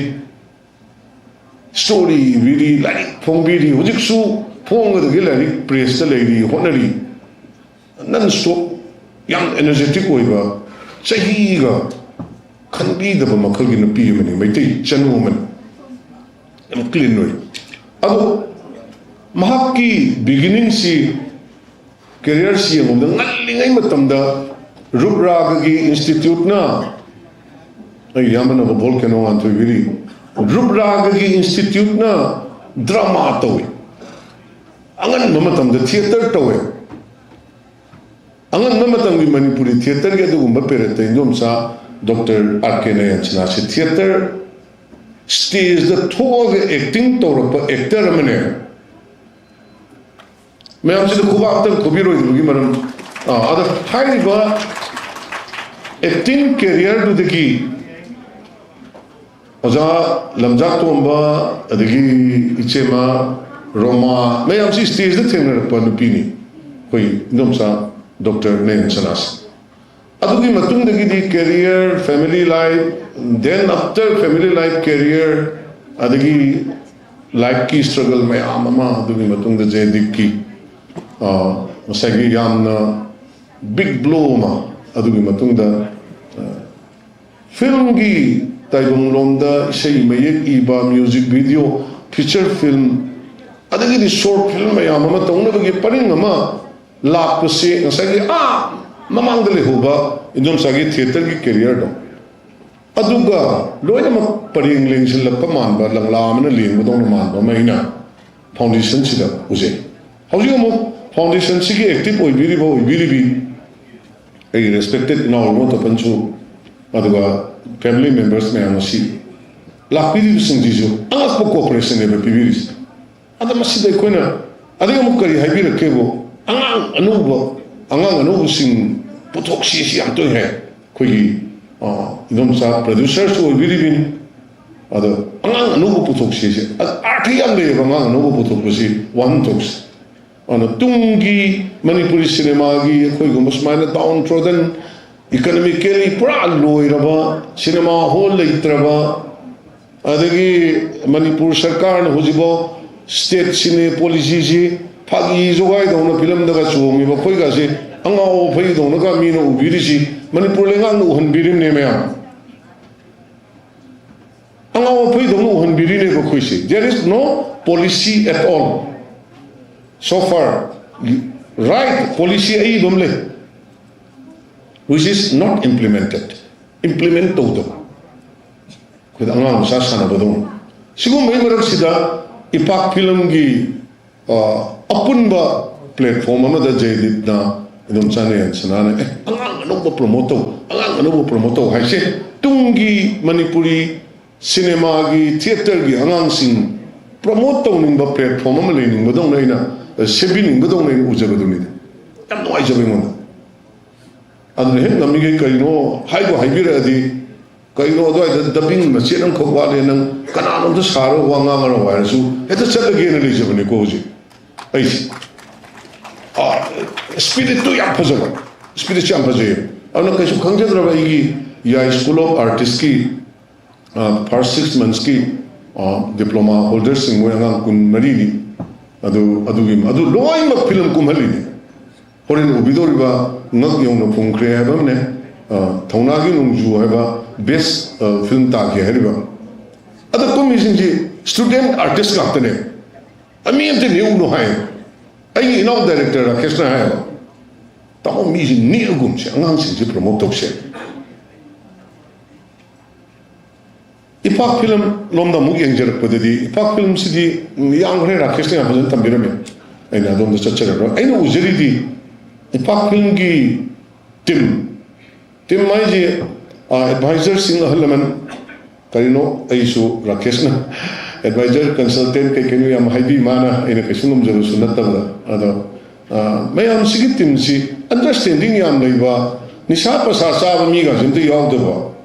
ꯑꯩ ꯁꯨꯝ ꯌꯦꯡꯖꯔꯤꯅꯤꯀꯣ ꯏꯄꯥꯛ ꯐꯤꯜꯝꯒꯤ ꯁꯨꯇꯤꯡꯗ ꯌꯨꯝꯅꯝ ꯑꯝꯇ ꯅꯝꯗ꯭ꯔꯤꯌꯥ ꯑꯩ ꯉꯥꯏꯍꯥꯛꯀ ꯆꯠꯆꯩꯌꯦꯕꯀꯣ ꯑꯗꯨꯒꯨꯝꯕꯒꯤ ꯑꯦꯠꯃꯣꯁꯐꯤꯌꯔꯒ ꯂꯩꯖꯗꯦ ꯌꯥꯝ ꯀ꯭ꯂꯤꯟ ꯑꯣꯏꯅ ꯊꯕꯛꯇꯨ ꯇꯧꯅꯤꯡꯕ ꯂꯣ ꯕꯖꯦꯠꯇ ꯄꯩꯁꯥꯁꯨ ꯂꯩꯇꯕ ꯑꯗꯨꯃꯥꯏꯅ ꯇꯧꯅꯤꯡꯕ ꯁꯤꯟꯁꯤꯌꯔ ꯑꯣꯏꯕ ꯄꯣꯠ ꯑꯃ ꯑꯩꯅ ꯎꯖꯩꯌꯦꯕ ꯁꯣ ꯃꯥꯔꯀꯦꯠ ꯂꯩꯒꯦꯔꯥ ꯂꯩꯔꯣꯏꯔꯥ ꯏꯄꯥꯛ ꯐꯤꯜꯝꯗꯤ ꯐꯤꯜꯝ ꯅꯝꯗꯧꯔꯤꯌꯦꯕ ꯃꯥꯔꯀꯦꯠ ꯂꯩꯒꯦꯔꯥ ꯂꯩꯔꯣꯏꯔꯥ ꯏꯄꯥꯛ ꯐꯤꯜꯝꯅ ꯐꯤꯜꯝ ꯅꯝꯕꯗ ꯖꯦꯗꯤ ꯃꯦꯃꯣꯔꯤꯌꯦꯜꯅ ꯈꯨꯠꯁꯝꯅꯅ ꯆꯠꯃꯤꯟꯅꯅꯕ ꯁꯦꯝ ꯁꯥꯗꯨꯅ ꯑꯗꯨꯝ ꯂꯩꯗꯧꯔꯤꯌꯦꯕ ꯋꯥꯠ ꯃꯣꯔ ꯁꯤꯗꯒꯤ ꯍꯦꯟꯅ ꯅꯨꯡꯉꯥꯏꯕꯁꯤꯕꯨ ꯀꯩꯅꯣ ꯑꯗꯣ ꯑꯩꯈꯣꯏꯒꯤ ꯇꯨꯡꯒꯤ ꯑꯉꯥꯡ ꯃꯌꯥꯝꯒꯤ ꯇꯨꯡꯒꯤ ꯐꯤल्म ꯃꯦꯀꯔꯁꯤꯡꯒꯤ ꯂꯥꯛꯀꯗꯕꯒꯤ ꯖꯔꯅꯤ ꯑꯃ ꯄꯦꯛ ꯇꯧꯗꯅ ꯄꯦꯛꯃꯦꯟ ꯌꯥꯝ ꯐꯖꯅ ꯂꯝꯕꯤ ꯑꯃ ꯌꯥꯠꯄꯗꯧꯅ ꯑꯩꯅ ꯎꯖꯕꯗꯨꯅꯤꯗ ꯃꯁꯤꯒꯤ ꯏꯍꯨꯜ ꯏꯅꯤꯜꯁꯤꯗ ꯍꯟꯗꯛ ꯉꯁꯤ ꯎꯕꯤꯒꯗꯧꯔꯤꯕ ꯂꯣꯛꯇꯥꯛ ꯏꯃꯥꯅ ꯁꯤꯗ ꯕꯦꯅꯤꯇꯥ ꯏꯁꯥ ꯂꯦꯡꯁꯤꯟꯕꯤꯔꯤꯀꯣ ꯕꯦꯅꯤꯇꯥ ꯂꯥꯏꯁ꯭ꯔꯝ ꯀꯥꯁ ꯇꯧꯅꯤ ꯍꯥꯏ ꯑꯩꯅ ꯀꯔꯤꯑꯕ ꯔꯥꯀꯦꯁꯅ ꯍꯪꯉꯤ ꯃꯃꯣ ꯕꯦꯅꯤꯇꯥꯅ ꯏꯁꯩꯗꯨ ꯁꯛꯄꯅꯤ ꯑꯗꯣ ꯃꯥ ꯀꯥꯁ ꯇꯧꯒꯦ ꯀꯔꯤ ꯃꯣꯠ ꯂꯩꯕꯤꯒꯦꯅ ꯃꯥ ꯑꯩꯉꯣꯟꯗ ꯃꯥꯒꯤ ꯁꯤꯔꯤꯌꯁ ꯁ꯭ꯄꯤꯔꯤꯠꯇ ꯁꯨꯝ ꯀꯟꯁꯜꯠ ꯇꯧꯕꯤꯔꯛꯄꯅꯤ ꯁꯨꯝ ꯃꯌꯥꯝ ꯑꯃ ꯑꯣꯏꯅ ꯅꯨꯡꯁꯤꯗꯅ ꯇꯥꯛꯄꯤꯔꯛꯄ ꯍꯥꯏꯗꯨꯅꯤ ꯐꯣꯔ ꯏꯟꯐꯣꯔꯃꯦꯁꯟ ꯁꯦꯛ ꯑꯗꯣ ꯑꯩꯅ ꯕꯦꯅꯤꯇꯥꯗꯤ ꯀꯃꯥꯏꯅ ꯇꯧꯗꯣꯏꯕ ꯃꯥꯗꯤ ꯁꯛꯄ ꯏꯁꯩ ꯅꯠꯇ꯭ꯔꯣ ꯑꯩ ꯑꯃꯨꯛ ꯆꯥꯎꯍꯟꯒꯦꯕ ꯃꯥ ꯀꯥꯁ ꯇꯧꯒꯦ ꯕꯦꯅꯤꯇꯥꯁꯤ ꯃꯤꯠꯇ ꯎꯏ ꯃꯥꯅ ꯃꯥꯒꯤ ꯂꯦꯚꯦꯜ ꯃꯌꯥꯝꯒꯤ ꯁ꯭ꯇꯦꯖ ꯃꯌꯥꯝꯗ ꯃꯥꯒꯤ ꯍꯧꯖꯤꯛꯀꯤ ꯌꯥꯝ ꯐꯥꯎꯈꯤꯕ ꯑꯩꯈꯣꯏꯒꯤ ꯔꯤꯌꯦꯂꯤꯇꯤ ꯁꯣ ꯃꯗꯨꯒꯤ ꯇꯤꯚꯤꯒꯤ ꯔꯤꯌꯦꯂꯤꯇꯤ ꯁꯣꯗꯨꯗ ꯏꯁꯥꯒꯤ ꯄꯔꯐꯣꯔꯃꯦꯟꯁꯁꯦ ꯁꯨꯝ ꯃꯤꯠꯇ ꯁꯨꯝ ꯎꯔꯛꯏ ꯑꯩꯅ ꯕꯦꯅꯤꯇꯥꯗ ꯑꯣꯕꯖꯥꯔꯕ ꯇꯧꯕ ꯑꯃꯈꯛ ꯂꯩꯖꯈꯤꯕ ꯃꯥꯅ ꯁꯨꯝ ꯀꯥꯈꯠꯂꯛꯏꯁꯤ ꯀꯩꯒꯤꯅꯣ ꯃꯥꯅ ꯁꯨꯝ ꯀꯥꯈꯠꯂꯛꯏꯁꯤ ꯀꯩꯒꯤꯅꯣ ꯌꯦꯡꯕ ꯃꯇꯝꯗ something is there in her eyes ꯃꯥꯒꯤ ꯃꯃꯤꯠ ꯑꯅꯤꯁꯤꯗ ꯀꯩꯅꯣꯝ ꯌꯥꯎꯋꯦ ꯑꯩꯒꯤ ꯑꯣꯕꯖꯔꯕꯦꯁꯟꯅꯤꯀꯣ ꯑꯩꯈꯣꯏ ꯇꯤꯚꯤꯗ ꯎꯕꯗꯨꯅꯤ ꯑꯩ ꯁꯨꯛꯊꯥ ꯊꯥꯗꯦ ꯃꯇꯝꯗꯨꯗ ꯃꯥꯒꯤ ꯀꯩꯅꯣ ꯉꯥꯏ ꯂꯩꯖꯔꯤꯅꯦꯕꯀꯣ ꯑꯗ ꯑꯩꯅ ꯑꯗꯨꯗꯤ ꯔꯥꯀꯦꯁꯅ ꯎꯔꯛꯏꯁꯤꯒ ꯑꯩꯒ ꯀꯗꯥꯏꯗꯅꯣ ꯃꯥꯟꯅꯔ ꯃꯥꯅꯦꯅ ꯇꯧꯔꯒ ꯍꯣꯔꯦꯟ ꯎꯕꯤꯔꯅꯤ ꯕꯦꯅꯤꯇꯥ ꯏꯁ ꯑꯦꯛꯇꯤꯡ ꯃꯥ ꯑꯦꯛꯇꯤꯡ ꯇꯧꯕ ꯉꯁꯤ ꯎꯅꯤ ꯑꯗꯨꯒ ꯍꯥꯏꯔꯤꯕꯁꯤ ꯃꯃꯥꯡꯗ ꯃꯥꯒꯤ ꯑꯇꯩ ꯑꯇꯩ ꯄ꯭ꯂꯦꯠꯐꯣꯝ ꯂꯩꯔꯝꯃꯅꯤꯀꯣ ꯑꯩ ꯀꯌꯥ ꯀꯟꯅ ꯑꯦꯁꯣꯁꯤꯌꯦꯠ ꯇꯧꯗꯕꯅꯤꯅ ꯈꯪꯖꯗꯦ ꯑꯗꯣ ꯁꯦ this will be a big opening for her ꯃꯥꯒꯤꯗꯃꯛꯇ ꯌꯥꯝ ꯑꯐꯕ ꯑꯅꯧꯕ ꯑꯣꯄꯅꯤꯡ ꯑꯃ ꯑꯣꯏꯅꯤ ꯍꯥꯏꯕꯁꯤꯃ ꯑꯩ ꯃꯌꯥꯝꯗ ꯍꯣꯔꯦꯟ ꯁꯣꯏꯗꯅ ꯎꯕꯤꯔꯗꯧꯅꯤ ꯀ꯭ꯂꯣꯖ ꯑꯞ ꯔꯤꯑꯦꯛꯁꯟꯁꯤꯡꯗ ꯐꯤꯜ ꯇꯧꯕꯤꯔꯅꯦꯕ ꯑꯩ ꯎꯖꯔꯦ ꯃ꯭ꯌꯨꯖꯤꯛ ꯚꯤꯗꯤꯑꯣꯁ ꯁꯣ ꯇꯦꯟꯁꯤꯟꯖꯔꯕꯗ ꯑꯩꯈꯣꯏꯒꯤ ꯉꯁꯤꯒꯤ ꯎꯠꯆꯒꯗꯧꯔꯤꯕ ꯄ꯭ꯔꯗꯛꯁꯟ ꯇꯔꯨꯛꯁꯦ ꯃꯌꯥꯝ ꯑꯩꯈꯣꯏꯅ ꯁꯦꯔꯤꯌꯦꯜ ꯑꯃꯈꯛ ꯁꯦꯝꯖꯕꯅꯤ ꯃꯌꯥꯝ ꯅꯨꯡꯉꯥꯏꯅꯕ ꯑꯗꯨꯒ ꯅꯣꯡꯃ ꯄꯥꯟꯕꯅꯤ ꯂꯥꯏꯛ ꯊꯤꯡꯕ ꯀꯩꯗꯧꯕ ꯃꯌꯥꯝ ꯑꯃꯁꯨꯡ ꯉꯁꯤꯁꯦ ꯊꯤꯡꯕꯗꯤ ꯅꯠꯇꯦ ꯑꯩꯈꯣꯏ ꯃꯌꯥꯝ ꯂꯦꯞꯅ ꯁꯤ ꯇꯧꯅꯒꯨꯝꯁꯦ ꯍꯥꯏꯕ ꯄꯣꯠꯇꯨꯅꯤ ꯑꯗꯣ ꯑꯩꯈꯣꯏꯅ ꯁ꯭ꯄꯦꯁꯤꯌꯦꯜꯂꯤ ꯏꯃꯥ ꯂꯩꯕꯥꯛ ꯃꯅꯤꯄꯨꯔꯗ ꯀꯠꯆꯕ ꯑꯣꯀꯦꯖꯟꯅꯤ ꯑꯗꯨꯅ ꯍꯣꯔꯦꯟ ꯅꯨꯡꯁꯤꯕꯤ ꯏꯃꯥ ꯂꯩꯕꯥꯛꯄꯨ ꯁꯩꯊꯥꯖꯕ ꯑꯃꯅ ꯍꯧꯔꯒ ꯑꯅꯧꯕ ꯚꯦꯟꯆꯔ ꯑꯅꯤꯁꯤꯗ ꯂꯣꯏꯁꯤꯟꯖꯔꯛꯀꯗꯕ ꯊꯦꯡꯛ ꯌꯨ ꯚꯦꯔꯤ ꯃꯆ ꯃꯌꯥꯝ ꯂꯥꯛꯄꯤꯔꯤꯕ ꯄꯨꯝꯅꯃꯛ ꯑꯩꯈꯣꯏ ꯑꯃꯨꯛ ꯍꯟꯅ ꯊꯥꯒꯠꯆꯔꯤ ꯑꯗꯨꯒ ꯉꯁꯤꯒꯤ ꯏꯚꯦꯟꯠꯁꯤ ꯂꯣꯏꯕ ꯐꯥꯎꯕ ꯃꯤꯠꯌꯦꯡ ꯇꯥꯡꯅꯁꯤ thank you ꯈꯨꯔꯨꯝꯖꯔꯤ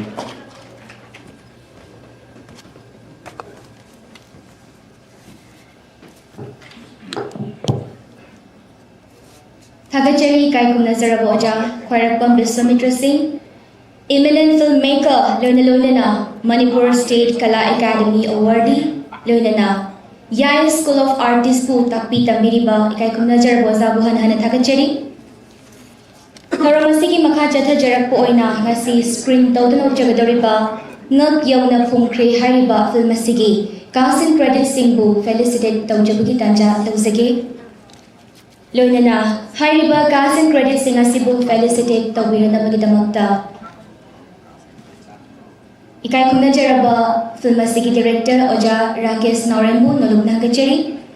Stage Tattalinkat Pirakani Filmasigi Main Cast Prabhat Chandra, Golpriya, Wakching Lema, Suras, Rijulia, George, Panthoi, Laphoiba, Dhana Manjuri, Athoba, Priya, Lanchimbi Child Artist Langlen Yumlembam Assistant Camera Roshan Linksin Birakani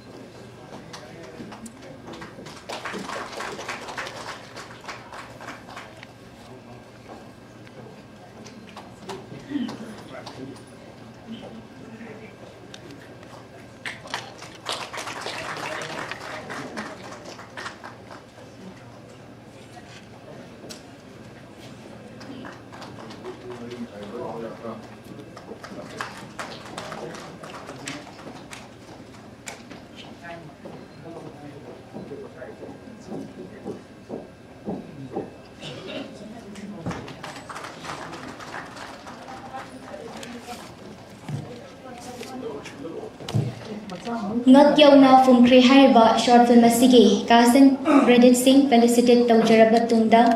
mathangda thaunagi longju Raindrops of Valor haiba film asigi kasan credit sing bu felicitate tawjana bugi tanjalo sage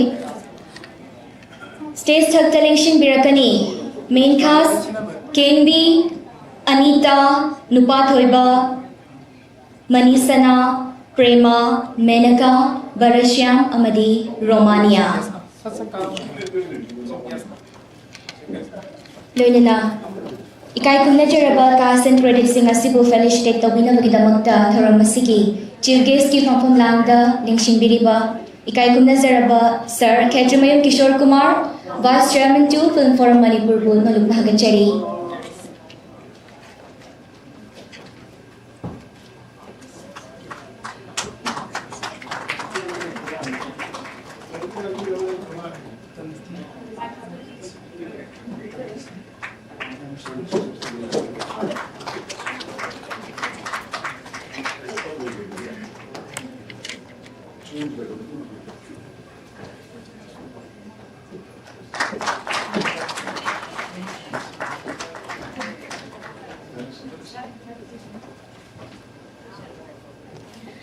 Thakachari Loinana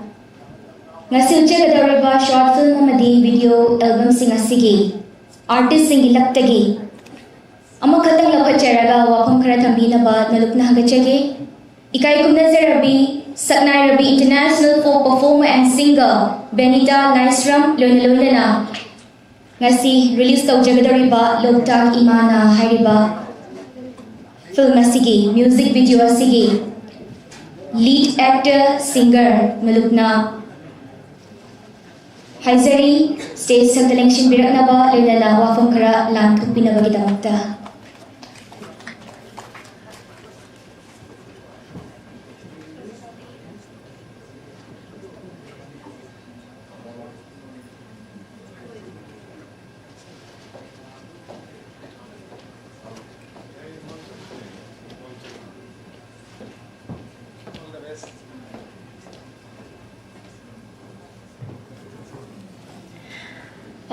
Ahanbamaktada sige thabak thakna themiriba acha ko soine kai kumna muchabi adagidi ngasigi mina pick thana chola layer me ko nga sagi mama phangmagi ti usautre ado yamna ubakanda igonda ngasi se ngasai de khalamine se wanga bu habirak chadi phali na oza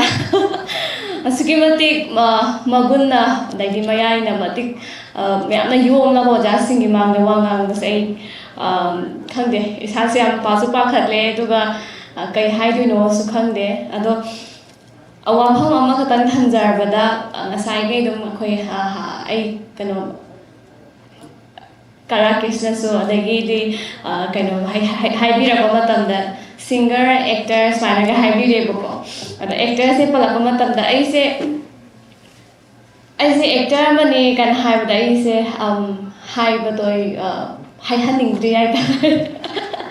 tasengna sigi ima Loktak Imana haiba music video album se aina isai sakchara ba matungda aise ayoina cast tawni haibase Karakesh ne sungai haibirakte ba ahanbada adana gi singer gi khoi mate dum yawnai dana adumaina aise yawni na khalaga Tawarma tansi dah hayeng khatang nimit ini muktang ay harakan senang nagkum dorela. Admana haibir padagi yang nangak nasu adagi di schedule sinjala abanina kakagi mai su ngak naba atuga aisu adum aina sa abanina kumjara ge Loktak Imamo sai thaba suai banina namai tawra ka khalaga isai sidai su saruk yaba phangzaki bane aduga smaina tawama tamna hanbada ai isai sakpi oina sum thokpadi dum yaure aduga acting tawraga hekta lead amoina kumakpadi ngasi kaptoriba utoriba isai sna hanbane mayam kasu kam khangjana haijana tawba dina chade aja lengsin bebo ja dagiti khwai namak nasu nungsiba mitenga loinana yimbiyo aduga sikatang haiga loisinje Kagachari Kaikumnajarabi International Folk Performer and Singer Loinana lead actor Loktak Imana hariba music video asigi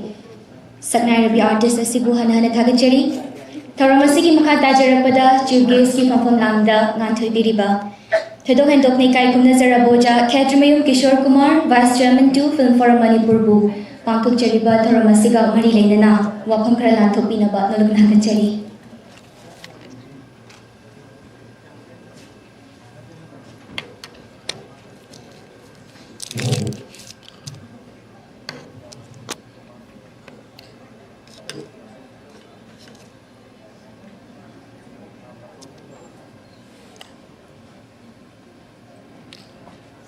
ngashigi yamna piktakna masing pangam yamdrasu yam singlemba releasing function nama haibadu oirene khanjai ngashigi thoram masigi Jaydeep Memorial Foundation Ipak Film Production anina kusamnaraga puthokadoriba ngasigi releasing function asigi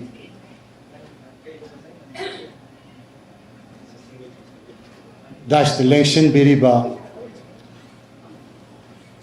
mayamna thoidokna henna thoido hendokna film lamda masak amuk taudragasu miyamna dum khangna dana leiraba aigi marup parakpam Vishwamitra amadi ngasigi thorom masigi thorom mapuina election biribi aina isemchi aina kaujaba aigi ichi chaubi mayamna rasiena khangnaba sigasu yamna naksinana tinajarakpa ani isemchi aina mingaujabani sibu aina ngasigi thorom masigi election biribi sibu ikai khunba amadi noluk pausari aduga mangda election biriba aina masak ming moina amamtang panjadragasu Manipur gi art kilamda thoido hendona film kilamda mafam mamam kandana leibiraba Oja Singh amadi Marup Singh amadi baton phangdana lengbirakliba kwai punamakpu ahan mamaktada aina ikai khumnabaga loinana lolukpa du useri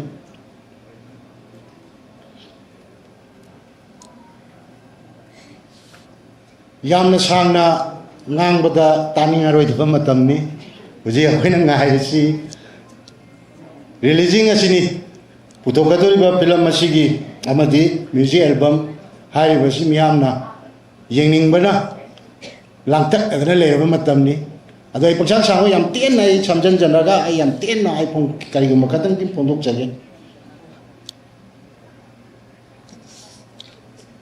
Jaydeep Memorial Foundation nama Ipak Film Production anigi punna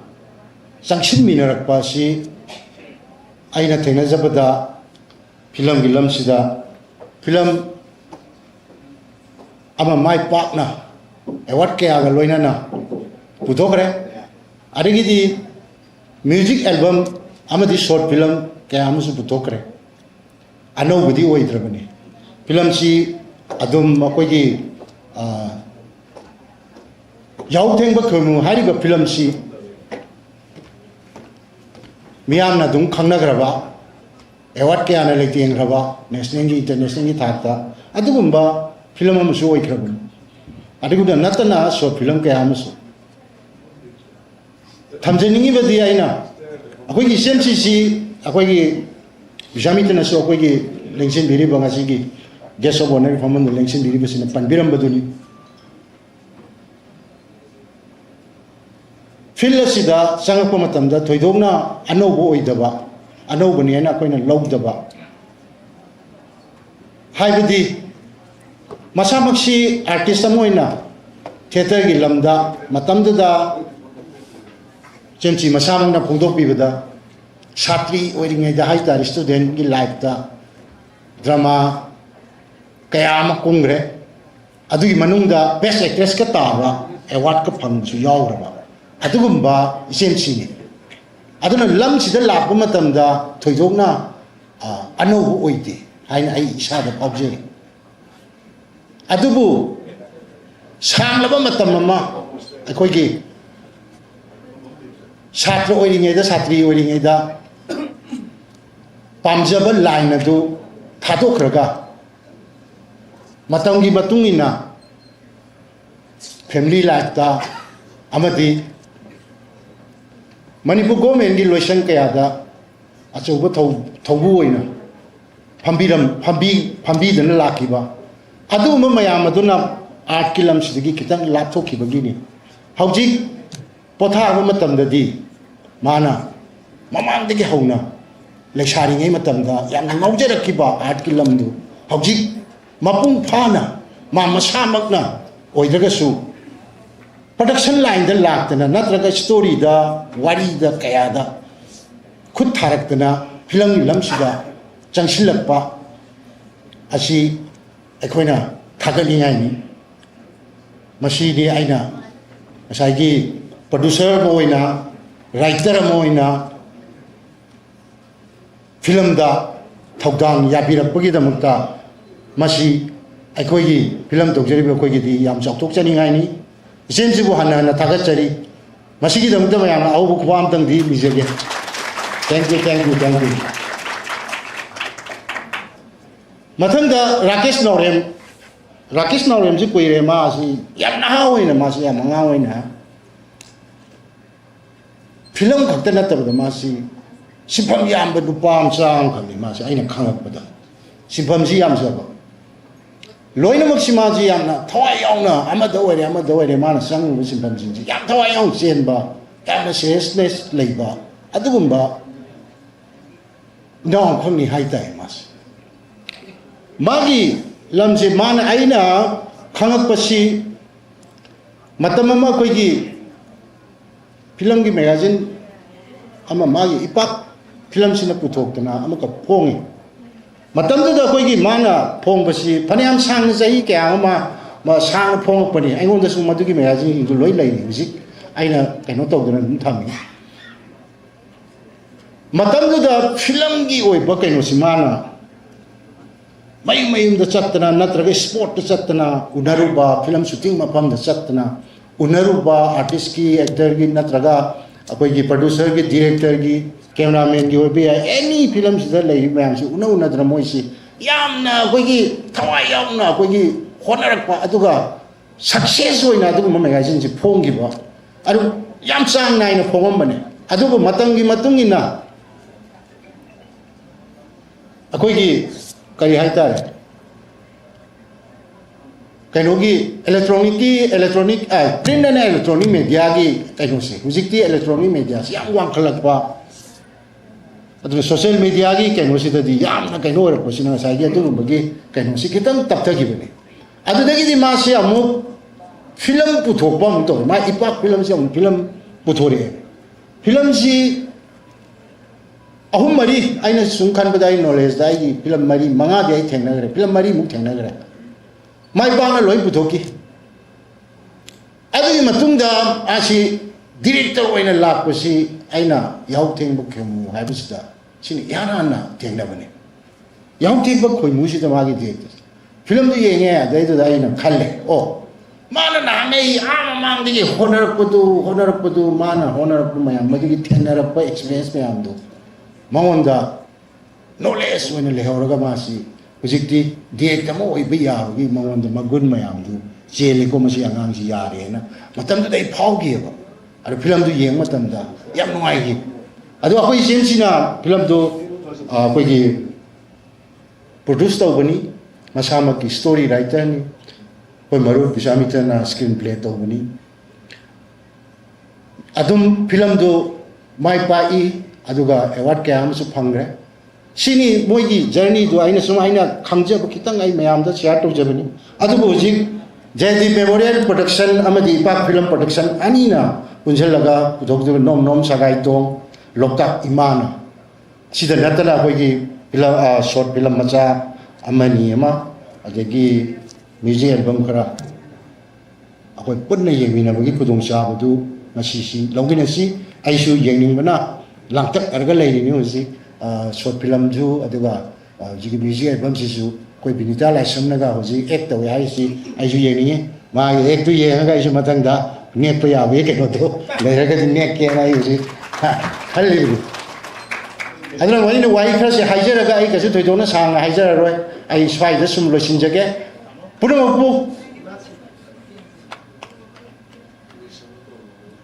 पुनः आई खोरुम जब लोना मत युवा खरसने लोजरी thank you all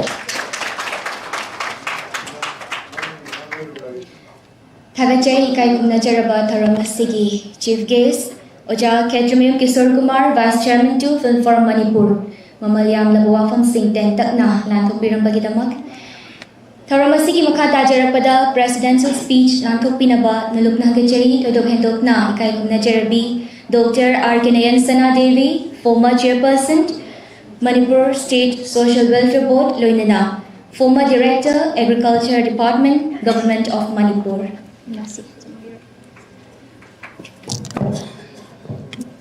Ihan hanu maktada pulamaku ikono na kurumjari ikai kumna uchari nasigi akhoi screening tagodaba short film hum khaka aduga music video ahum khaka asi mayam na miem ta view afata naina view aduga phadaba yaurbasu takpiu aso yaurbasu takpiu akhoi anobani kaisu khangjebu nate mayam matham mafam dai ha lanthok jari kaisu haininga leite pulamaku amhana kurumjari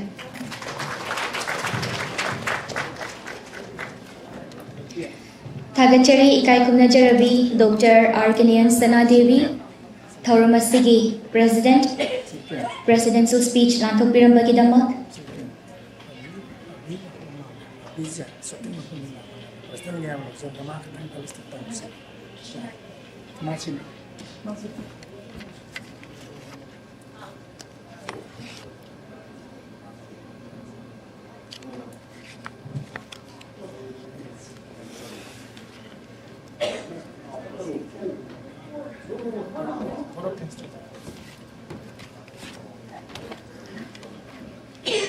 Thauramasi Makhacha Thajarakpada, Word of Thanks, Lanthopinaba, Naluknagachari, Dr. Mayang Lambam Sangita, Joint Secretary, Jaideep Memorial Foundation.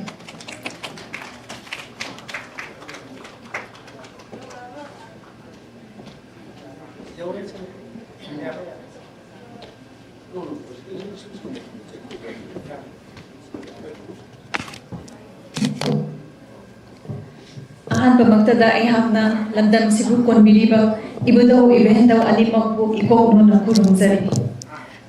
ngasi yai kharaban numit asida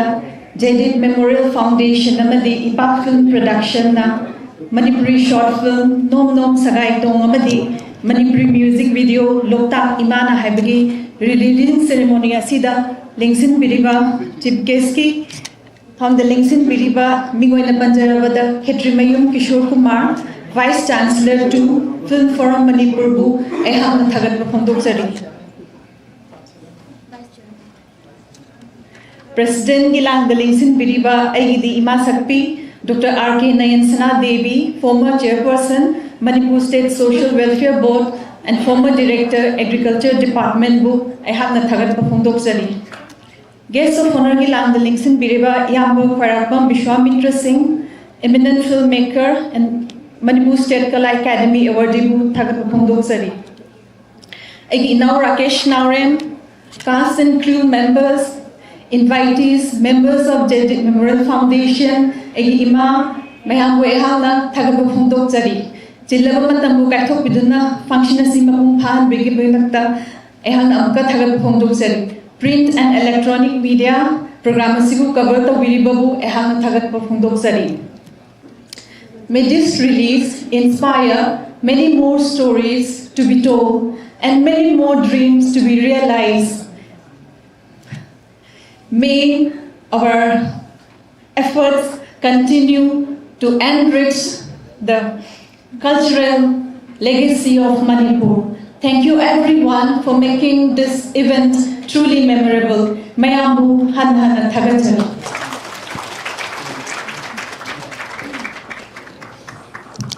Thagachari, Tema Dr. Mayamalum Sangita, Thoran President Gi, Ayava Lodaga, Thoran Si, Lucian Tanzado, Lozega Dogani, Adobo. When I say how would the Gina Power, Master of Ceremony and Election Biribi, Kayitongan short film, not young of Hongre, Aduga, Akaki Tanagin Nonjo, Sinasimoke Amso, actor in a Soyabe, Sanabi Silkis and among him of Honda, Nasegi President, Kagelangan, Amadi, Samukodol Tambiraga, Akayi screening it sessions elections again, Silkis and among Tambata elections. Film Sigi, producer, Lenin Nasi Toram Sigi, President and election Biribi, Masi, Dr. R.K. Nayansana Devina, Kodola Sitam Biya.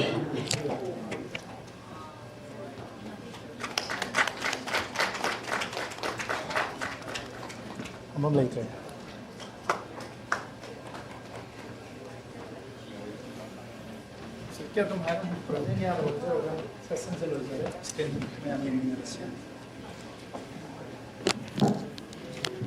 Thauramangpu ki ayaba laujaraga panthokchariba releasing ceremony asigi official ba matang asidation jabagaloinala screening tawjanabagi tanja laujagi mayai tangbalda ganthoibiriba esteemed dignitaries sing mangda pida thajaraga mayam punna mayeng taminasi haiduna nolokna hagachari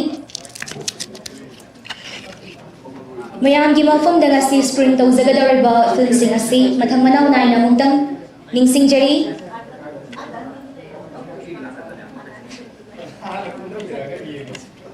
Ihan Hanbada Bigeng Tabigani Ima Nangbu Nungsibi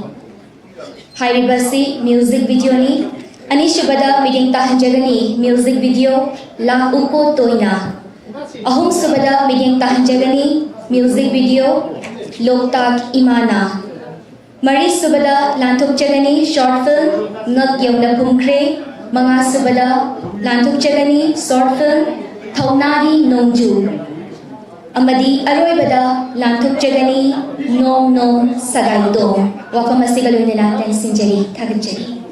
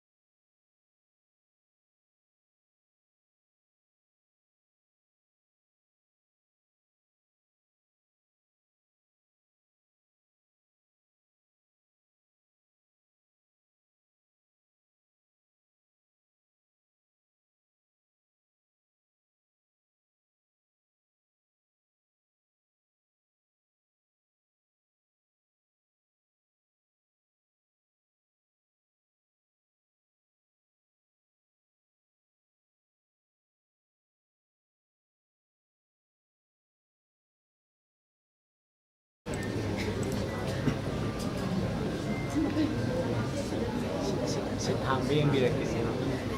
오, 하그래. 시간이 한해 아무 손해요.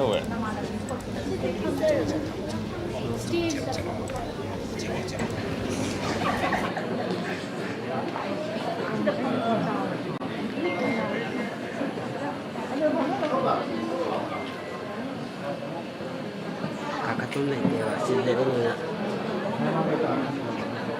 jadi setiap sekian jalan ya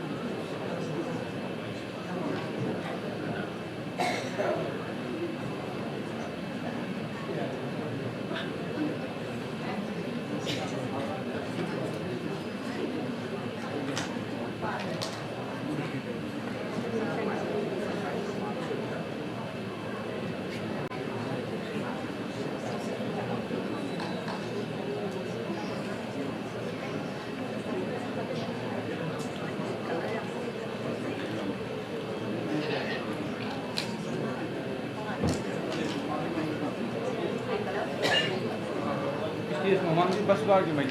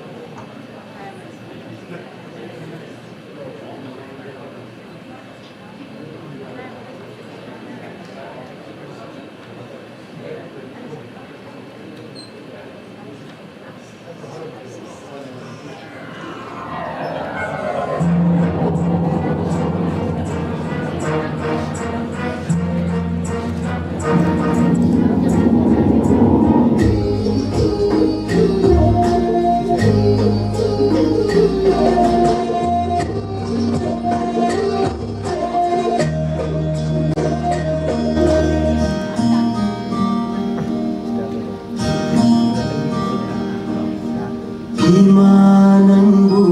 nungsibi sana layba Manipur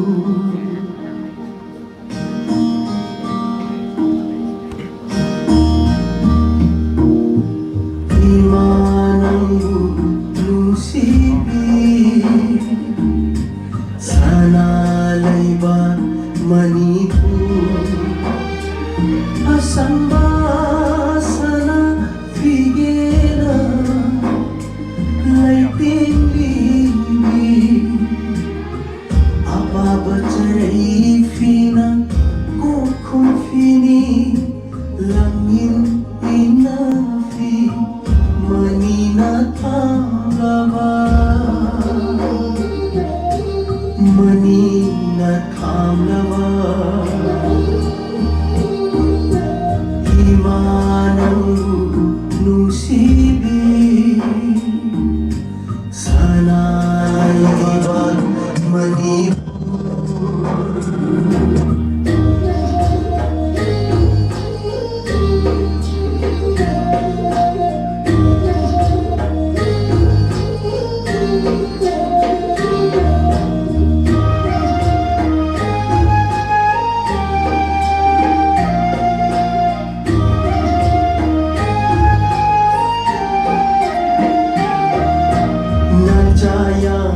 imani na parinamon watabini lamuk na sidi iman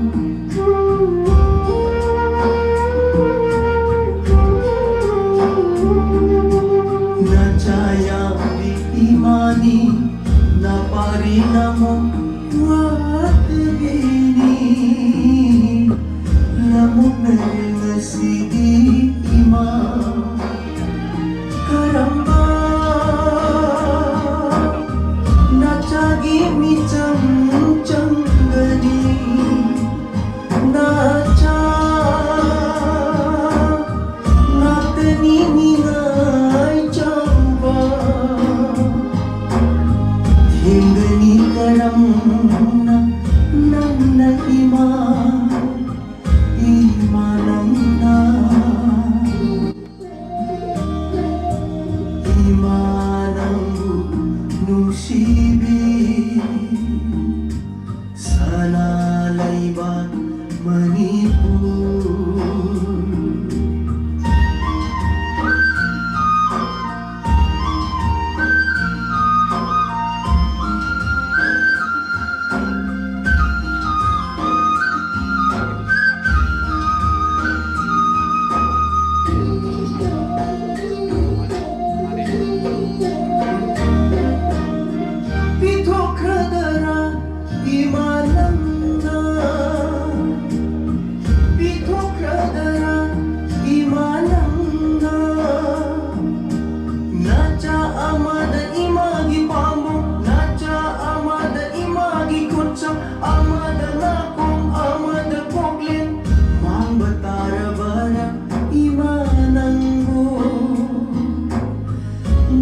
ꯃꯇꯝꯅ ꯄꯨꯔꯛꯄ ꯈꯣꯡꯂꯩꯅꯨꯡꯁꯤꯗ ꯃꯥꯡꯕ ꯇꯥꯔꯕꯔꯥ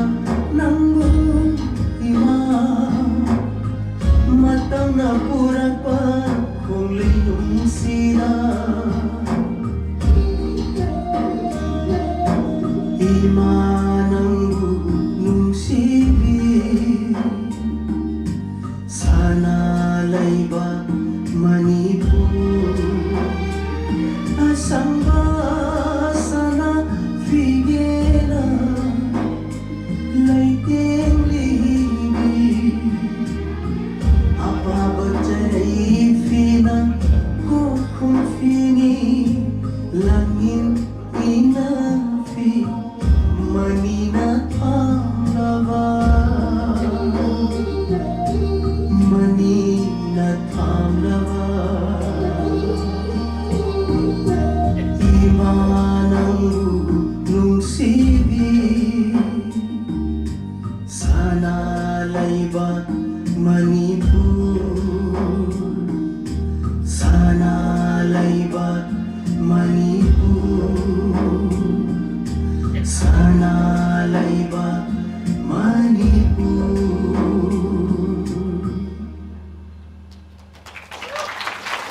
imanang nungsibi sana layba manipur sana layba manipur sana layba manipur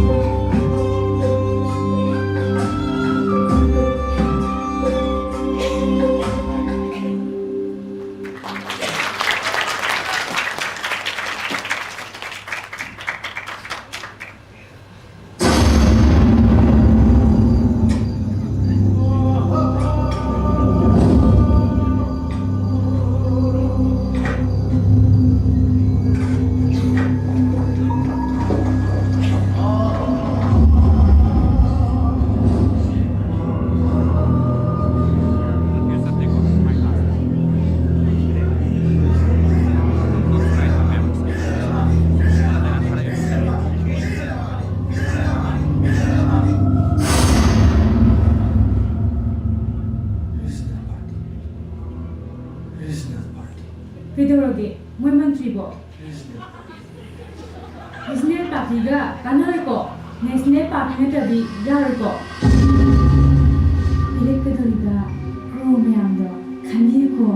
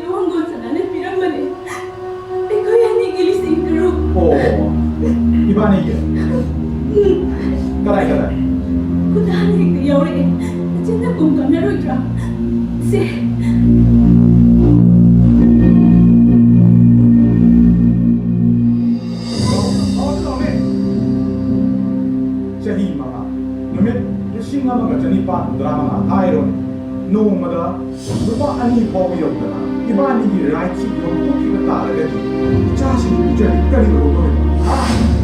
시에 삐는 레이가 거이나 막거이다 와 아마 하이가 맞답니다 시에 삐들까지 막거이나 만나다리가로 아빠 그래요.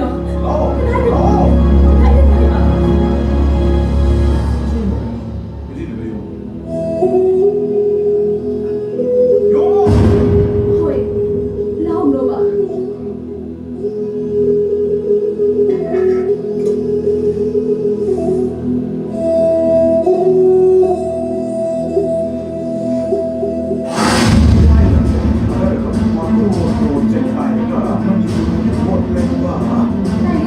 Là gì đâu biết gần anh khơi mẹ làm xe nhà muốn là khắp nơi là cái lập chơi bên này tại ngọ không có gì nào anh sẽ cũng phải lên chạy thôi anh sẽ cũng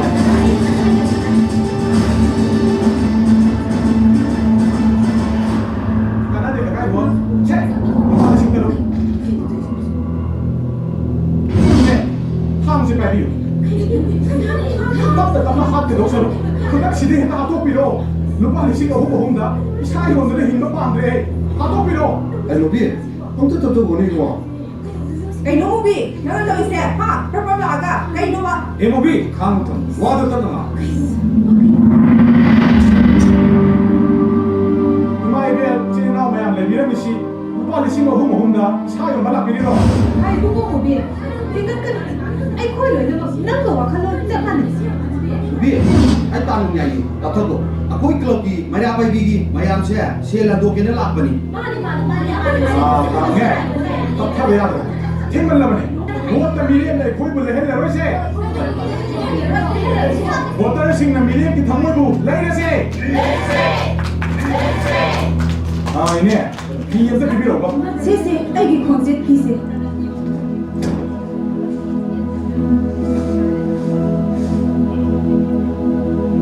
Tampak.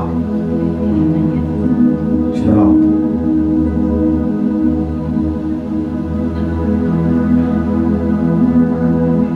Nanti cing mana ni tu, hai is.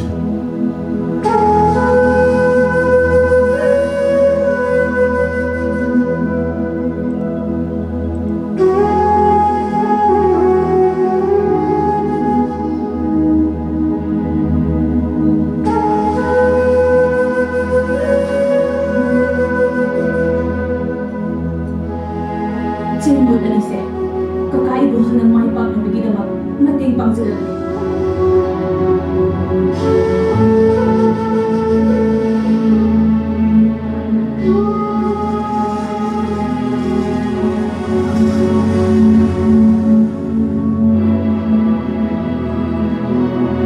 Hanggang din ay mo solution ng party na level ni. Si Alien na madami ang kung tinatada na ni Karen.